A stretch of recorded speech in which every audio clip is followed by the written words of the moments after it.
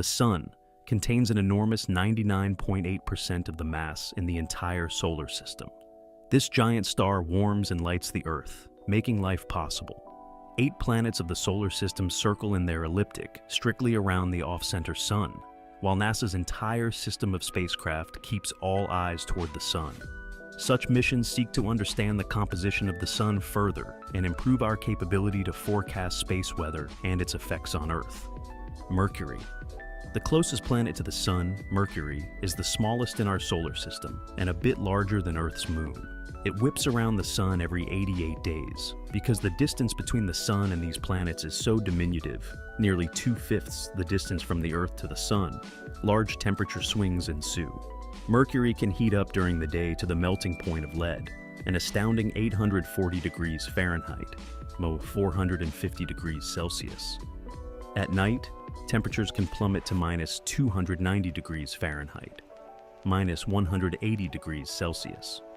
More precisely, Mercury has a very minimal atmosphere composed of those few gases, mostly oxygen, sodium, hydrogen, helium, and potassium.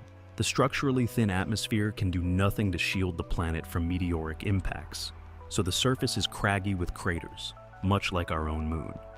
Venus. Coming back to the basics, Venus is the second planet from the Sun and is one of the hottest planets of all within the solar system. Surrounded by a thick, deadly, poisonous atmosphere composed of sulfuric acid clouds, Venus is the best example of a greenhouse. The average temperature at the surface is a scorching 900 degree F. The average surface pressure is 92 bars, enough to crush any human skull. What makes it more unique is the feature of slow rotation from east to west, against the general norm of the rotation of most of the planets. It is viewed as the twin of Earth due to its resembling size, but radar reveals a scene covered chiefly by mountains and volcanoes.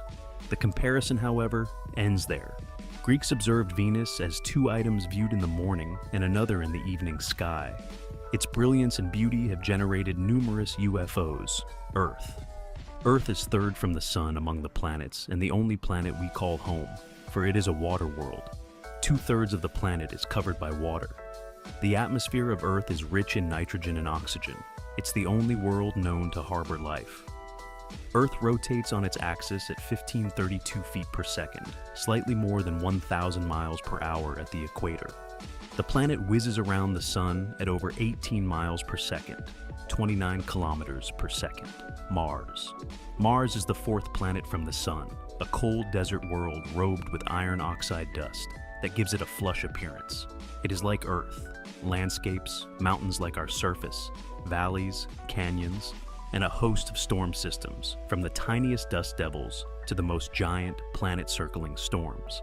Other evidence scientists have to back up this view includes the fact that billions of years ago, Mars had been a warmer and wetter world, with rivers in places and possibly even some oceans.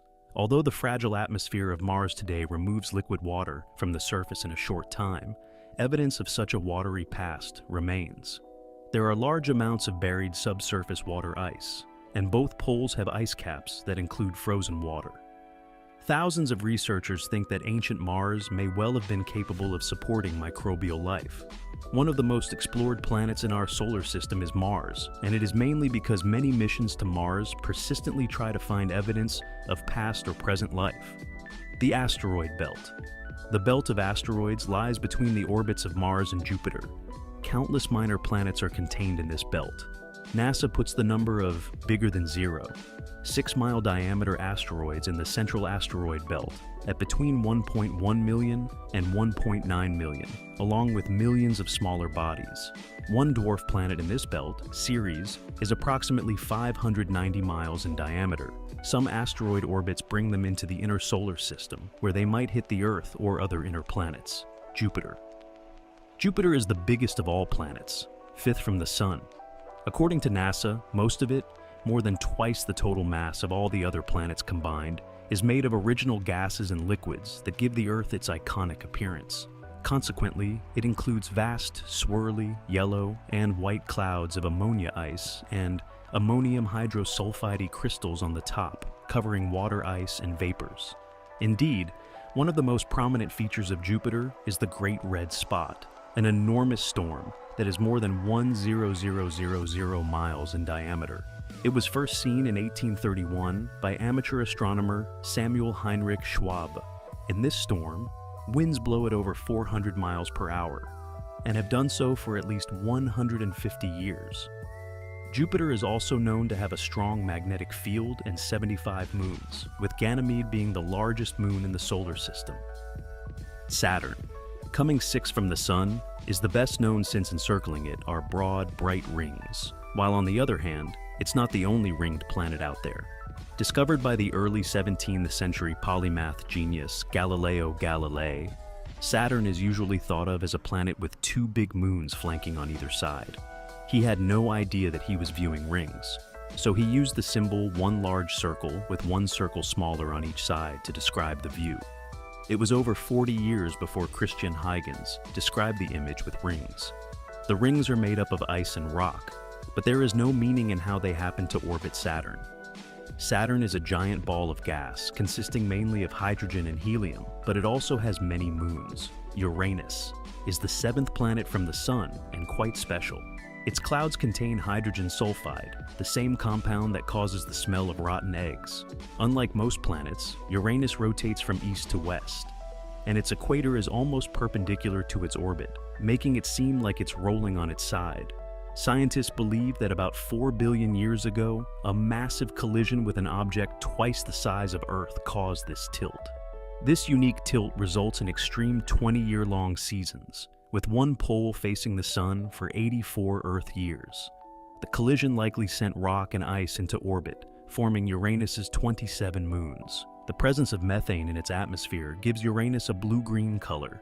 It also has 13 faint rings. Uranus holds the record for the coldest temperature in the solar system at -371, 56 degrees Fahrenheit, with an average temperature of -320 degrees Fahrenheit Neptune.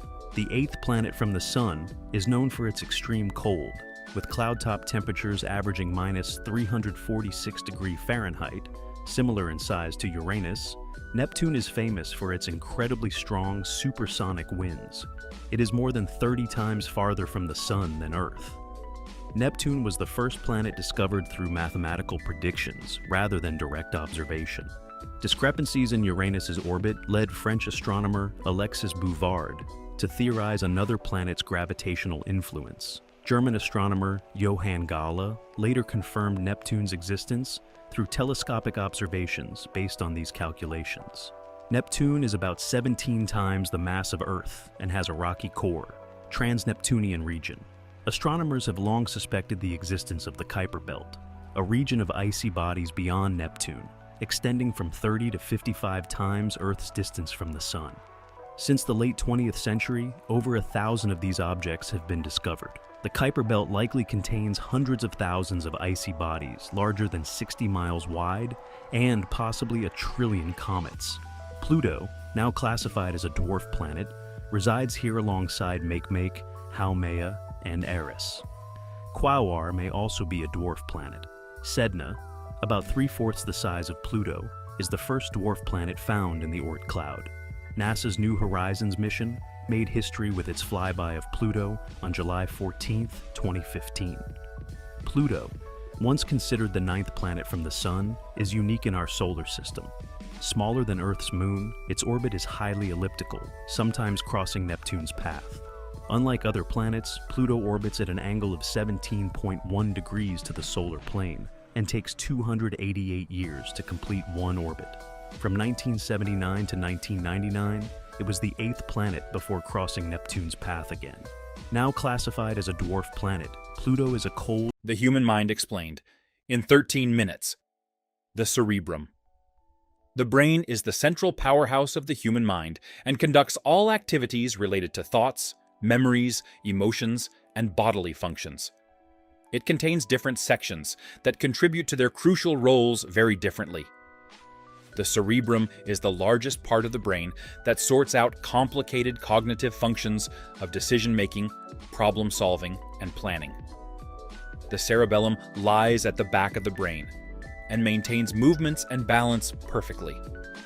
The brainstem acts to link with the spinal cord. It governs such life-saving functions as the heartbeat, breathing, and sleep-wake cycles.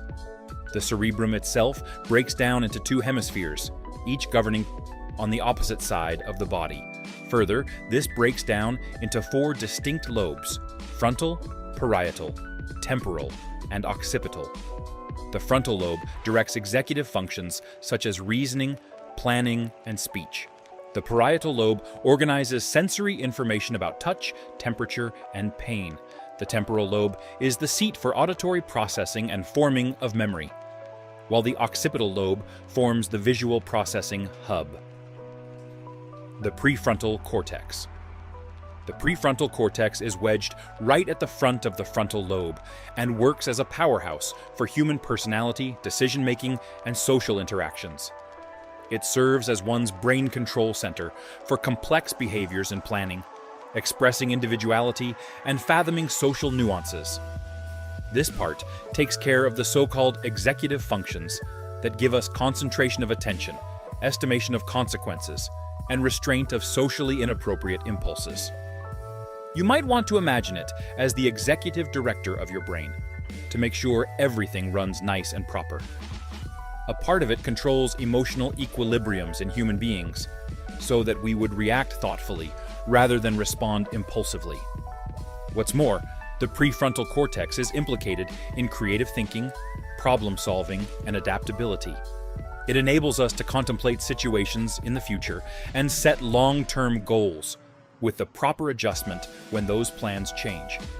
This part of the brain will be imperative in helping us steer clear of life's complexities, and hence becomes essential in our cognitive toolkit.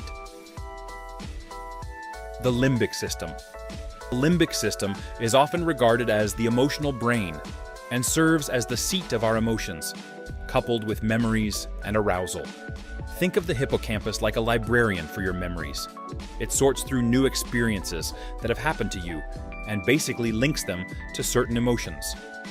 The amygdala is more of an emotional scanner detecting and processing emotions like fear or pleasure. The hypothalamus is an internal regulator of the body that watches temperature, hunger, and the release of hormones.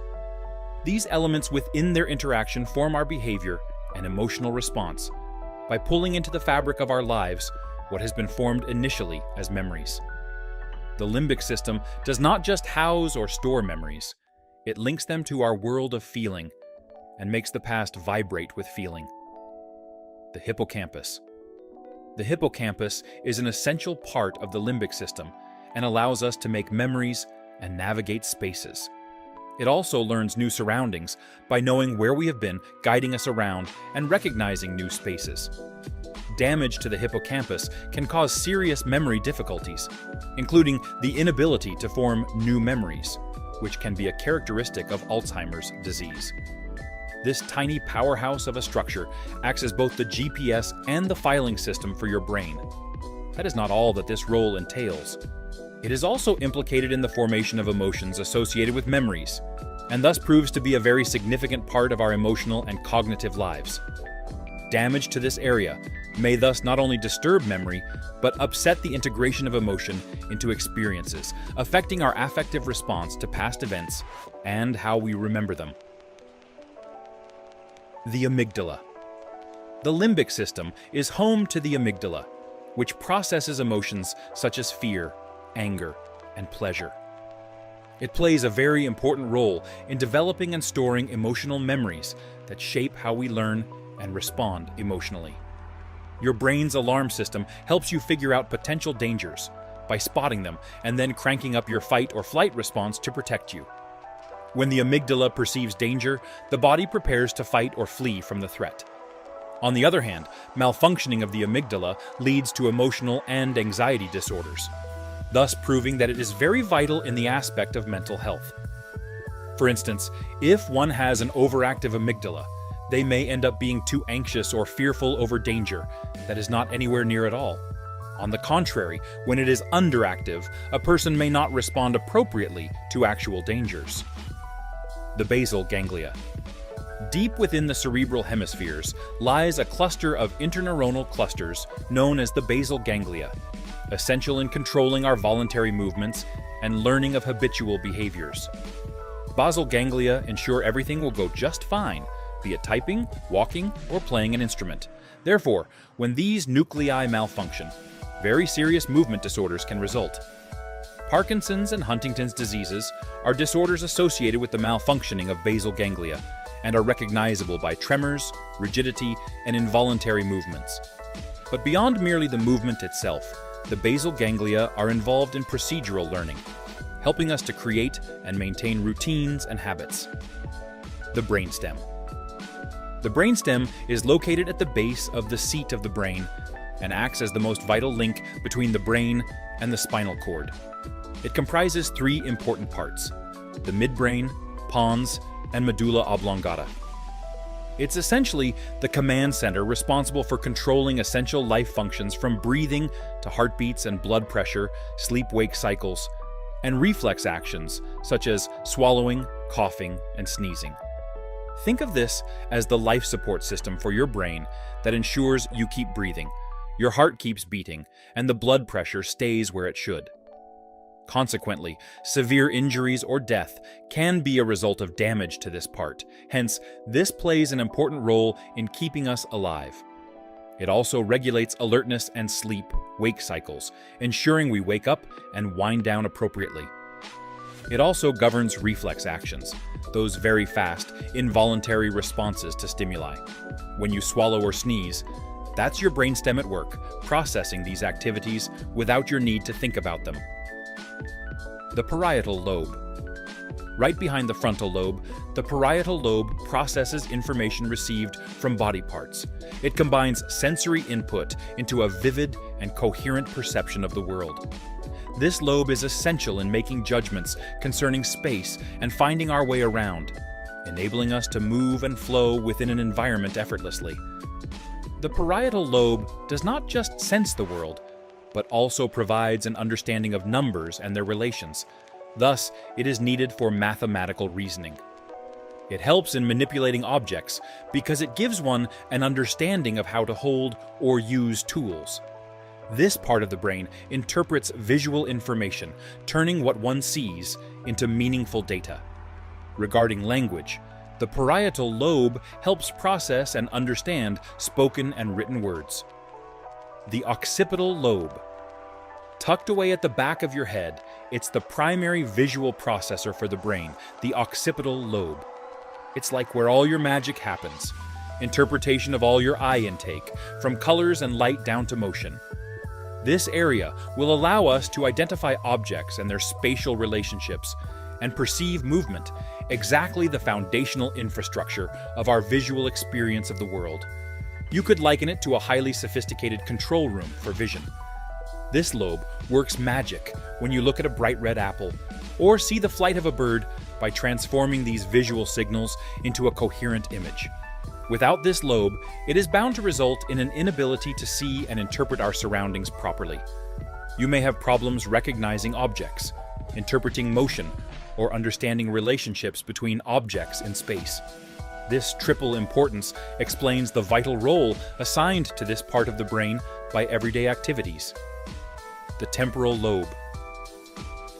The temporal lobes lie on either side. Inflation explained in 5 minutes. Inflation is an economic concept that describes the general increase in prices of goods and services in an economy over a period of time. It's like watching the prices at the grocery store slowly creep up over the years. But what causes inflation, and why does it matter? Let's break it down. What is inflation?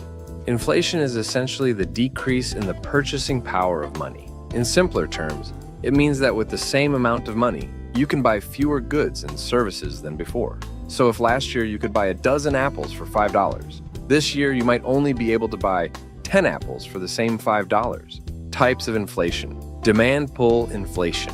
This type of inflation occurs when demand for goods and services exceeds their supply. When there's more demand than supply, businesses may raise prices to capitalize on the situation, leading to inflation. Think of it like a concert ticket selling out quickly, causing scalpers to charge higher prices. This can happen due to several reasons. When consumers have more disposable income, they tend to spend more on goods and services. This increased demand can outstrip the economy's capacity to produce, leading to upward pressure on prices. The government policies that increase aggregate demand, such as tax cuts or increased government spending, can also contribute to demand pull inflation. These policies inject more money into the economy, boosting consumer spending and driving up prices. Expansionary monetary policies, such as lowering interest rates or increasing the money supply, can stimulate borrowing and spending, further fueling demand pull inflation. Cost push inflation. Cost push inflation occurs when the cost of production rises, leading producers to increase prices to maintain their profit margins. This type of inflation can be caused by various factors, including increases in wages, either due to labor unions negotiating higher pay or minimum wage laws, can raise production costs for businesses. To cover these higher labor costs, businesses may raise prices, leading to cost push inflation. Increases in the prices of raw materials, energy, or other inputs used in production can also push up production costs, leading to inflation. For example, if the price of oil rises, transportation costs increase, which can lead to higher prices for goods and services. Disruptions in the supply chain, such as natural disasters, trade disputes, or geopolitical tensions, can lead to shortages of key inputs, driving up their prices and causing cost push inflation.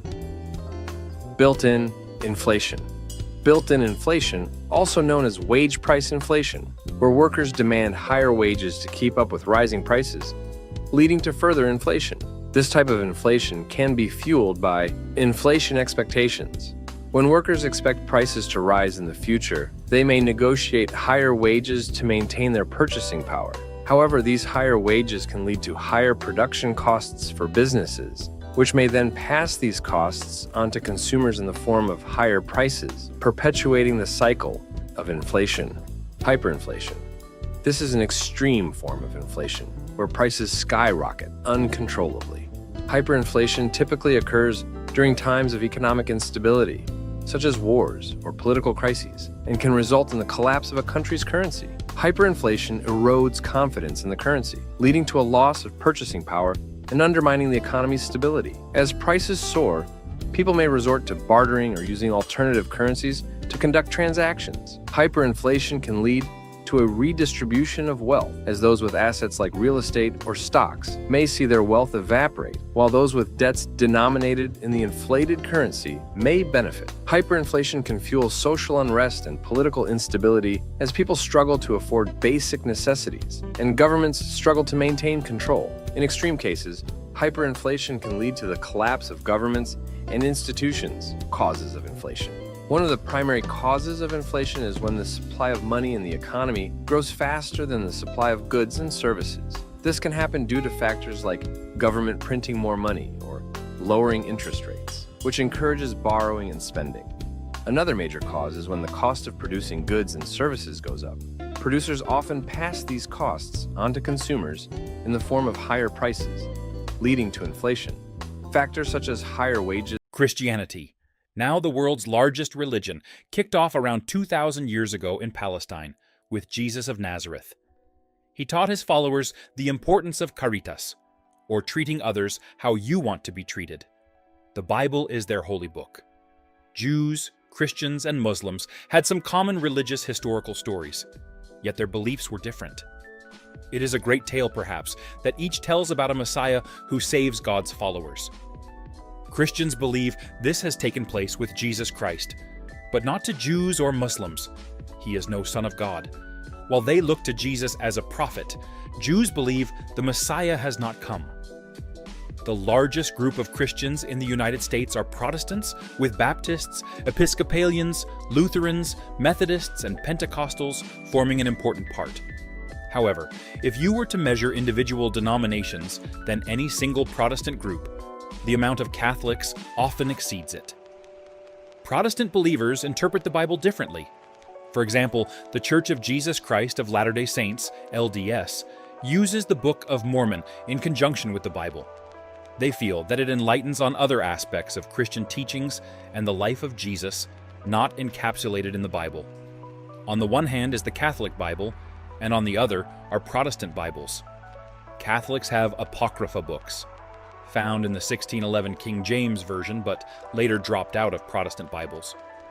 Christians, though monotheistic, often talk about God in three forms, known as the Holy Trinity: the Father, God, the Son, Jesus, and the Holy Spirit. The Holy Spirit is how Christians describe feeling the sacred in their lives. A core part of Christian beliefs is the Ten Commandments, which lay out sins like theft, murder, and adultery. Islam is a monotheistic religion that emerged in the early 7th century CE with teachings accepted by followers who believe Muhammad, known as Prophet-born c. 570 in Mecca, Saudi Arabia, was God's messenger, but not divine himself.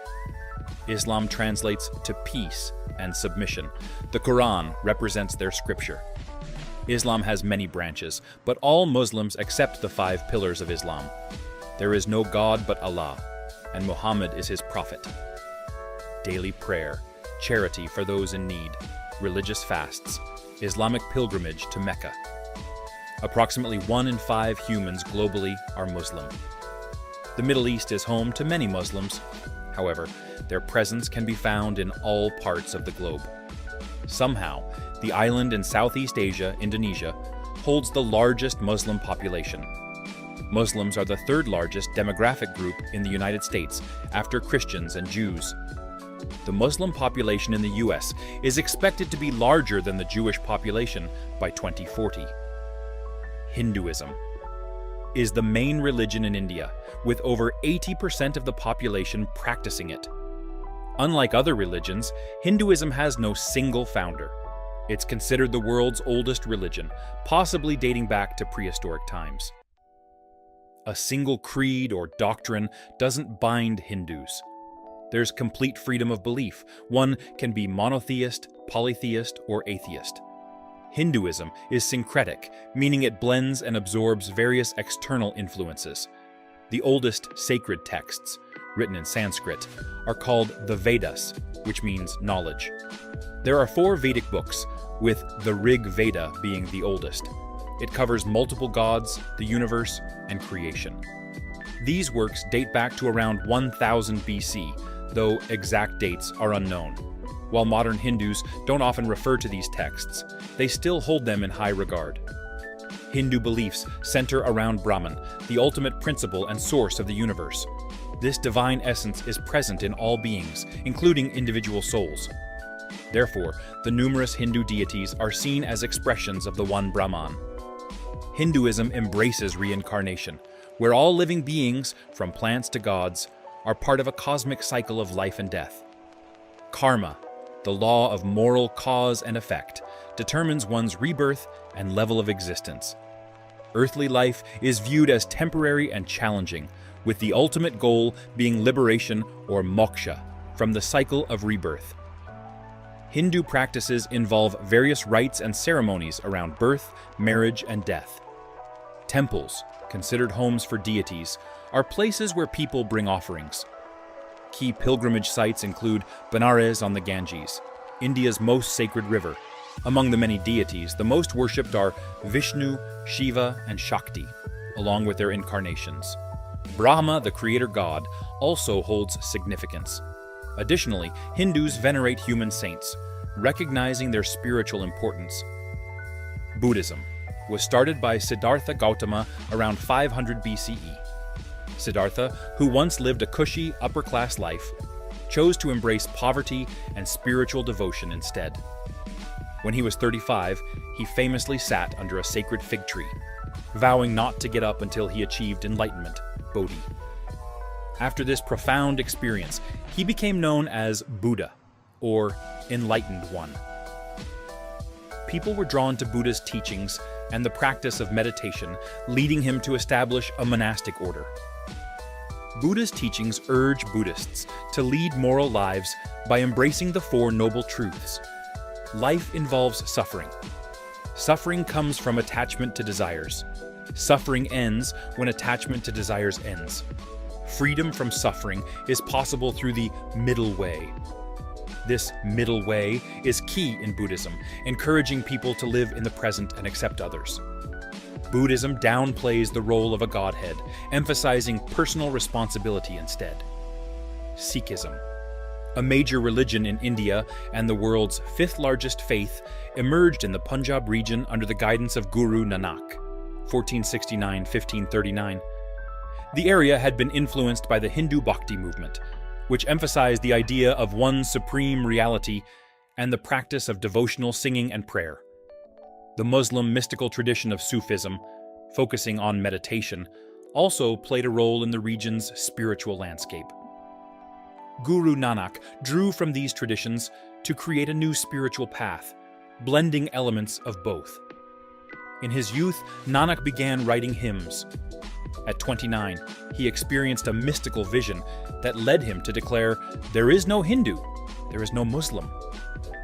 A firm believer in one God, he rejected Hindu polytheism, but accepted the idea of life as a cycle of birth, death, and rebirth.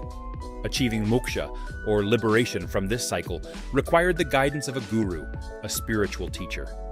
Today, Sikhs worship at gurdwaras, their temples, where the Adi Granth, their holy book, is central. This book is consulted for matters of faith and practice. Sometimes it is read in its entirety, a process that takes over a day, or carried in a procession with offerings placed before it. Worship includes singing hymns, meditating, and focusing on the divine name. Some Sikhs go on pilgrimages to historic gurdwaras, like the Golden Temple in Amritsar, linked to the Gurus. Others become disciples of living saints. Interestingly, Sikhism has no established priesthood. Udaism. After their exodus from Egypt in the 13th century BCE, the Jewish people, originally a nomadic society, embraced monotheism, worshipping only one God. Central to Judaism is the covenant, a special promise between the Jews and Adonai, or Hashem, God. Different branches of Judaism might use different names for God. Abraham, a pivotal figure in Judaism, is also foundational to Christianity and Islam, which is why these faiths, along with a few others, are known as Abrahamic. The Torah is the sacred text of Judaism and forms the first 5 books of the Christian Bible. The Talmud is a collection of sacred Jewish oral interpretations of the Torah. Judaism strongly emphasizes moral behavior and actions in this world, rather than focusing on beliefs or personal salvation in the next. Moses, a key leader of the Jewish people, recorded the 10 Commandments. Jewish culture is deeply interwoven with other religions and with governments that uphold Judeo-Christian values. Jewish people often identify as both an ethnic group and a religion. After enduring numerous invasions and wars in their homeland, including the destruction of the Second Temple, Jews dispersed worldwide, an event known as the Jewish diaspora. Many settled in Europe, eventually migrating to the United States. While modern Jewish individuals might trace their ancestry to Eastern Europe, the Middle East, or the Iberian Peninsula, they often identify more broadly as people of Jewish origin rather than by their ancestral nations.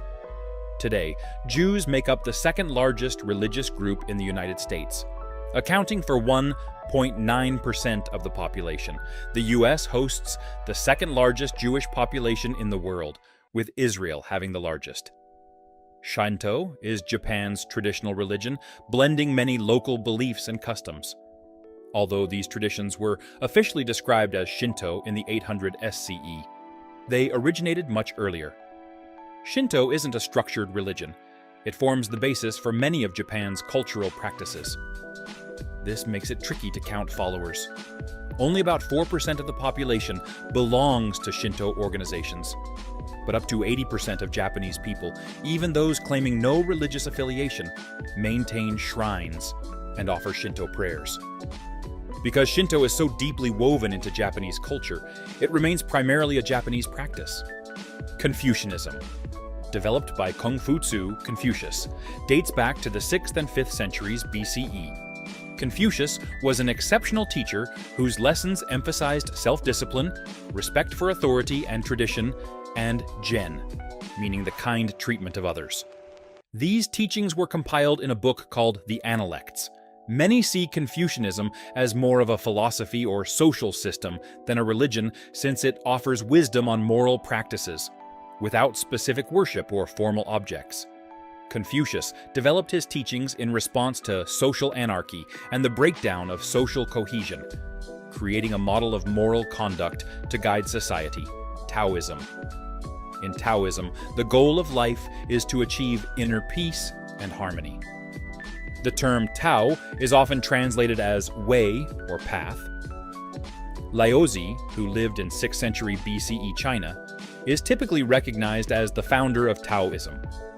Taoist beliefs focus on virtues like compassion and moderation.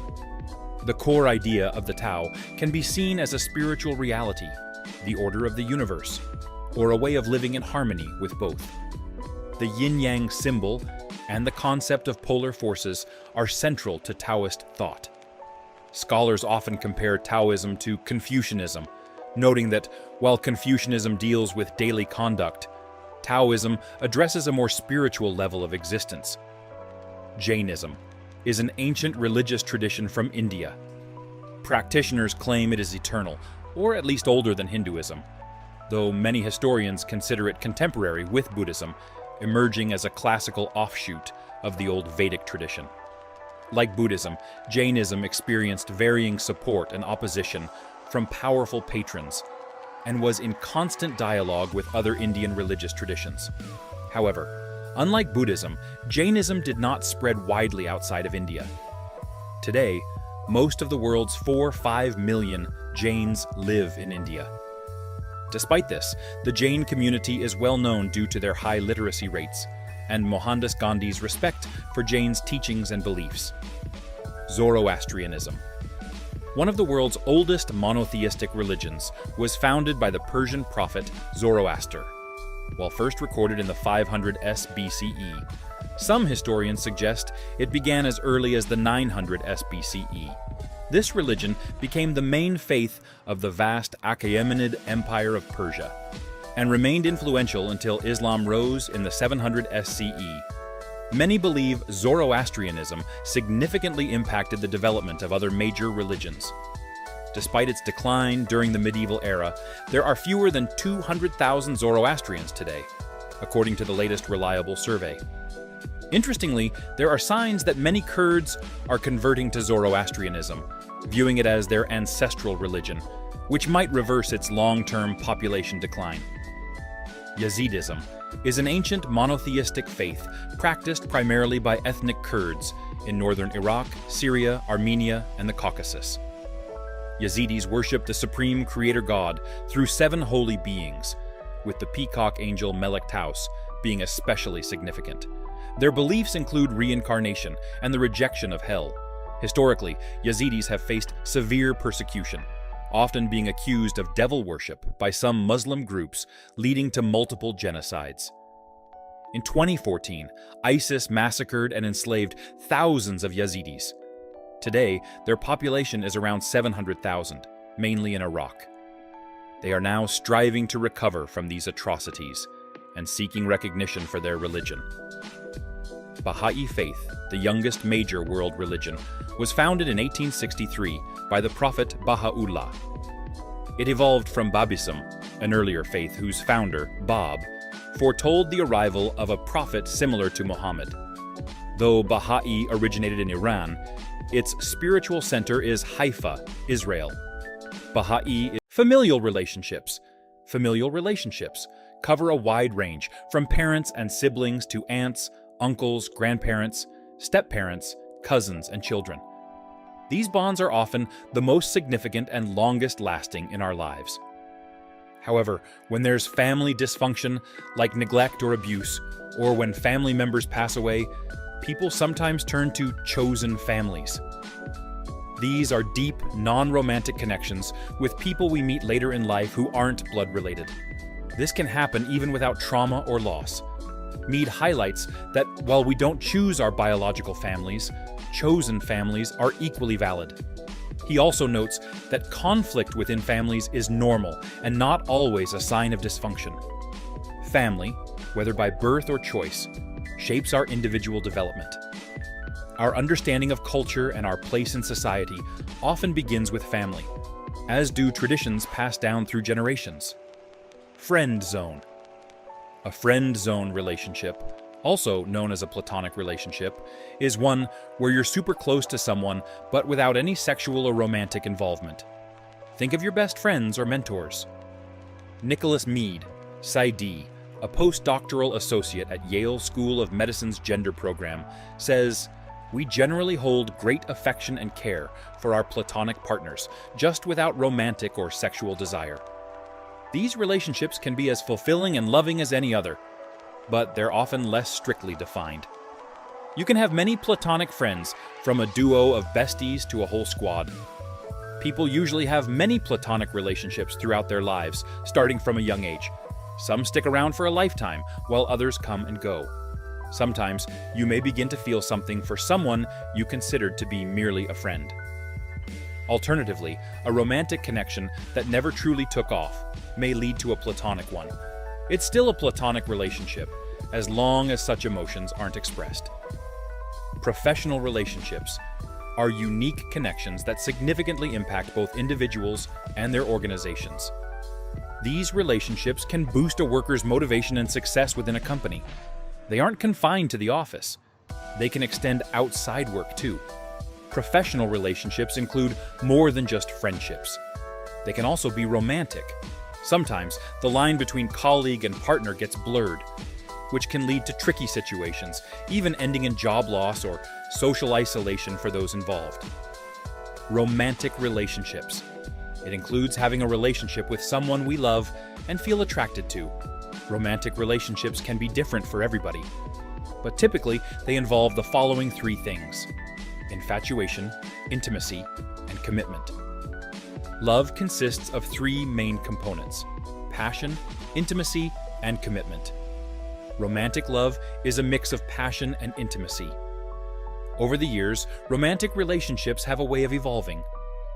Most people first experience feelings of passion when they are first falling in love with someone.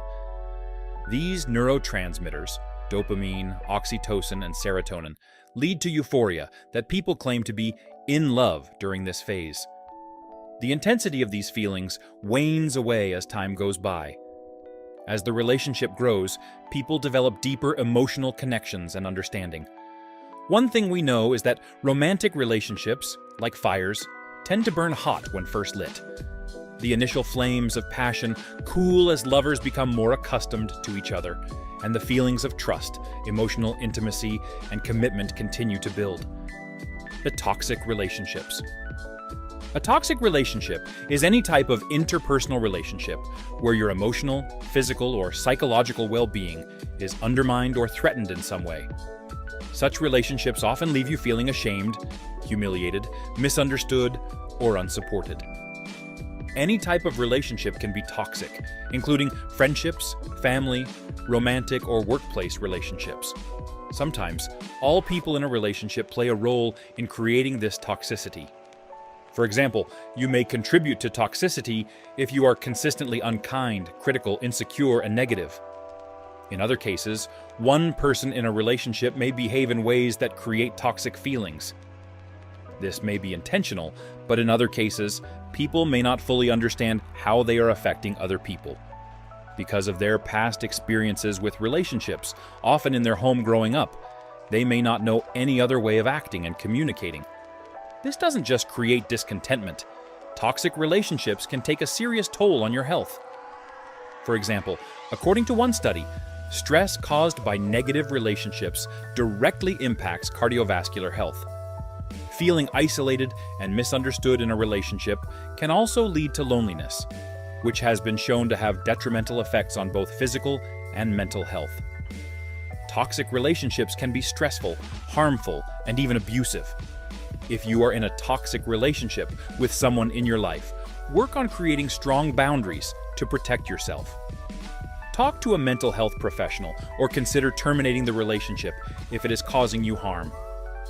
Codependent relationships. Having a codependent relationship is a hazardous and disastrous type of relationship where one partner becomes emotionally, mentally, and physically dependent on the other. Often, this also involves either or both partners having unhealthy dependency patterns with each other. Both can switch between being the caretaker and receiving care. Signs and symptoms of a codependent relationship are an arrangement where one plays the giver and the other is the taker. Trying very hard not to fight with the other person. Believing you need to ask anyone permission to do anything. Being the one who has to fix another person's problems for them. Pleasing another to make them happy even if the very thought makes you completely uncomfortable. Not feeling like you are yourself in the relationship. Putting them first, even though they've done nothing to earn your favor. Of course, not all codependent relationships are also created equally. It may differ in severity. Codependency can affect all kinds of relationships, including intimate partners, parents and children, friendships, other family relations, as well as work colleagues. These codependent relationships are co-created. That needy partner used to have her needs unmet might also be comfortable because the other partner has always needed her more than she's ever needed him. Open relationships. An open relationship is a consensual arrangement where partners allow each other to have sexual or romantic interactions with others. Both agree to this setup, often with specific rules or boundaries. Whether you're casually dating, in a committed relationship, or married, open relationships can occur in any romantic context. Despite the stigma, studies show that about 21% to 22% of adults will eventually experience an open relationship. Factors like gender and sexual orientation also influence the chances of engaging in such relationships. Guys tend to report more open relationships than women. Folks identifying as gay, lesbian, or bisexual are more likely to have tried open relationships than those who identify as straight. There are upsides, like more sexual freedom, but there can also be downsides, such as jealousy and emotional hurt. These relationships work best when couples set clear boundaries, personal, emotional, and sexual, and communicate openly about their feelings and needs. Open relationships are all about consensual non-monogamy. While there's a main emotional and often physical bond between the two people, they both agree to be intimate with others outside the relationship. Parasocial relationships. Parasocial relationships are one-sided bonds where someone pours emotional energy, interest, and time into another person who doesn't even know they exist. These relationships usually happen with celebrities, musicians, athletes, and internet personalities. The repeated exposure to these media figures makes us feel like we know them, creating illusions of intimacy, friendship, and identification. When these famous folks share positive information and affirmations, our attraction to them deepens. Trust and self-disclosure from the media persona enhance these parasocial ties even more. Over the past decade, with the rise of internet platforms, parasocial behavior has skyrocketed, letting fans peek into the social lives of their idols. This phenomenon isn't new, though. Think Elvis Presley, Marilyn Monroe, and Michael Jackson. Nowadays, it's Justin Bieber, Taylor Swift, and a host of internet stars. Casual relationships. Casual relationships are often about dating without the expectations of monogamy or commitment, and they can include sex. But the term is pretty vague and means different things to different people. These relationships can cover a range of situations like one-night stands, booty calls, sex buddies, and friends with benefits. They exist on a spectrum, varying in contact frequency, type of interaction, level of personal disclosure, discussion about the relationship, and degree of friendship. Studies show that people with more sexual experience can better understand these labels compared to those with less experience. Casual relationships are common among young adults, but can occur at any age. When marked by clear communication and consent, they can offer sex-positive benefits, fulfilling needs for sex, intimacy, connection, and companionship without the emotional demands of a serious relationship. Acquaintances. Acquaintances are folks you see regularly, but aren't quite friends or family. They might be your neighbor you say hello to while passing by, a coworker, or someone you bump into at social events but don't know well. It's important to be polite and respectful to acquaintances. Having good relationships with people around you, like coworkers, classmates, or neighbors, helps avoid stress and conflict. Sometimes, acquaintances can become friends over time as you get to know each other better. The level of interaction with an acquaintance is usually minimal. You probably won't have much physical contact, though you might shake hands in a work setting or during introductions. Mostly it's just a smile and a friendly greeting. History of Universe explained 13.8 billion years ago. Imagine everything, all that exists in the whole universe, squeezed into a point smaller than a pinhead. Then, around 13.8 billion years ago, this infinitely small point suddenly exploded, the so-called Big Bang. It wasn't so much an explosion like a bomb, but more of an extremely rapid expansion that gave rise to all space, time, and matter as we know them today. In an incredibly small fraction of a second, the fundamental forces of gravity and electromagnetism began to detach themselves. Small particles, quarks, and electrons started forming in this very hot environment at about 10 circumflex 32 degrees Celsius, far from anything imaginable on Earth. This was a very significant event due to the great heat and speed of expansion that it initiated, setting the stage for everything that would come after. As the universe was expanding, it started cooling. This cooling allowed quarks to come together to form protons and neutrons, and somewhat later, these formed into the first atoms, basically hydrogen and helium. It was then that the current stars and galaxies began forming. 13.7 billion years ago. Right, so immediately after the Big Bang, the universe was still very hot and was part of an extremely rapid expansion. But within just a few minutes, it began cooling enough for consequential action to take place. Protons and neutrons, small building blocks of atoms, began smashing into one another. When they did, they formed atomic nuclei of the first elements: hydrogen, helium, and a small amount of lithium. Such a process is aptly called nucleosynthesis. The elements thus formed are crucial since they are the source materials for all structures in the universe, from stars to galaxies. Since the universe was continuously expanding, it was cooling down too much for more nuclear reactions to take place.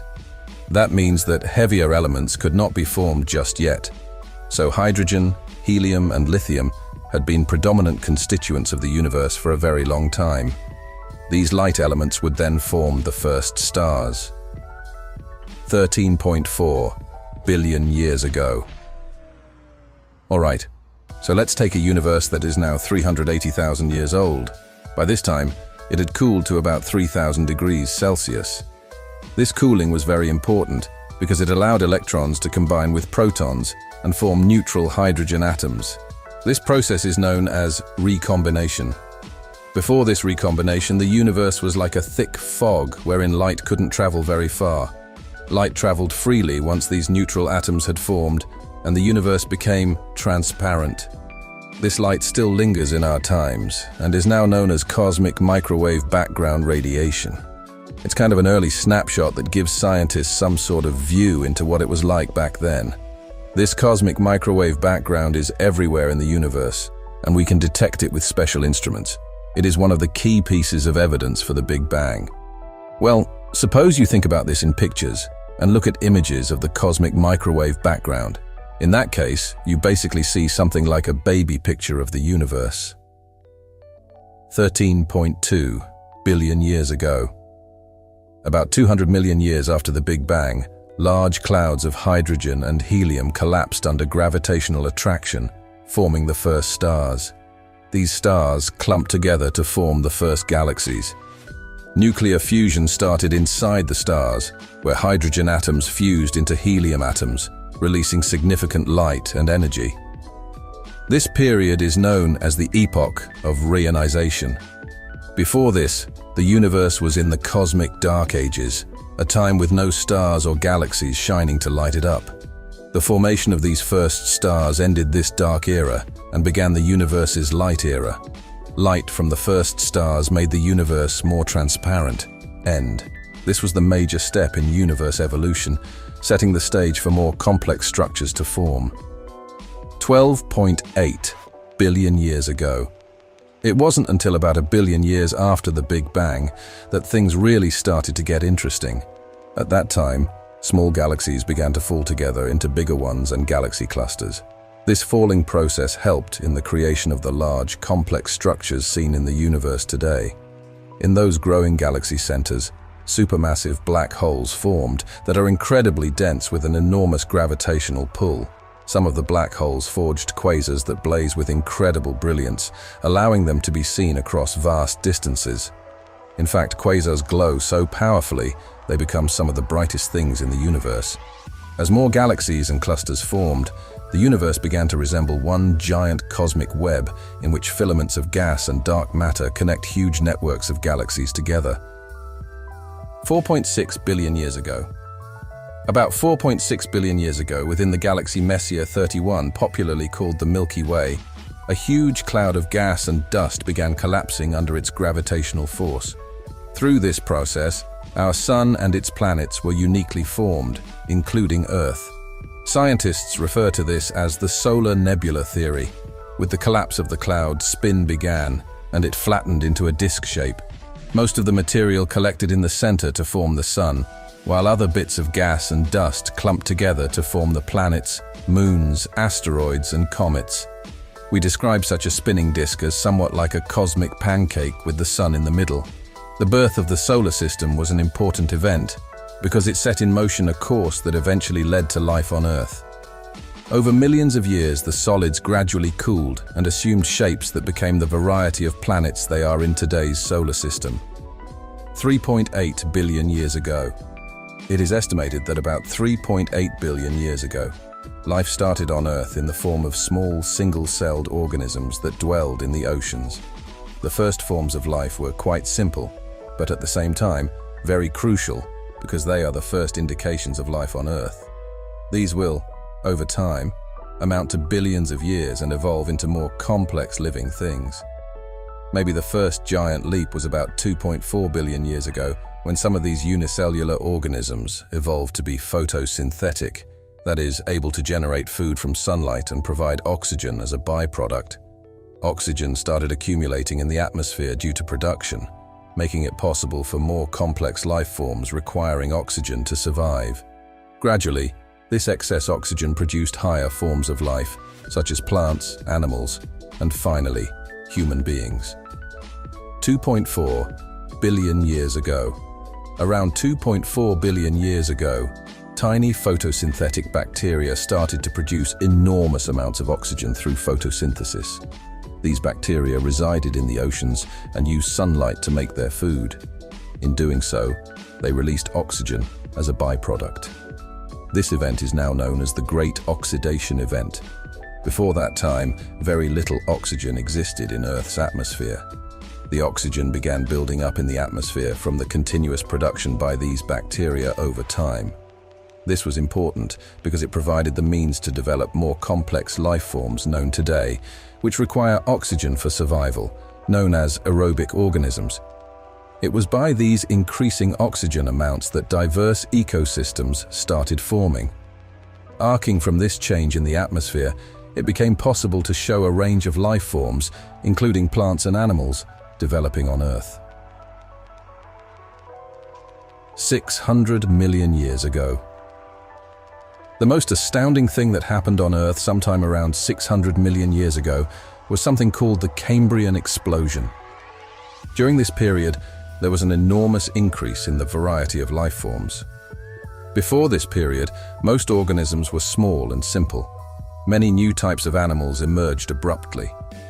Most of the ancient relatives of modern animal groups, like arthropods and mollusks, appeared now.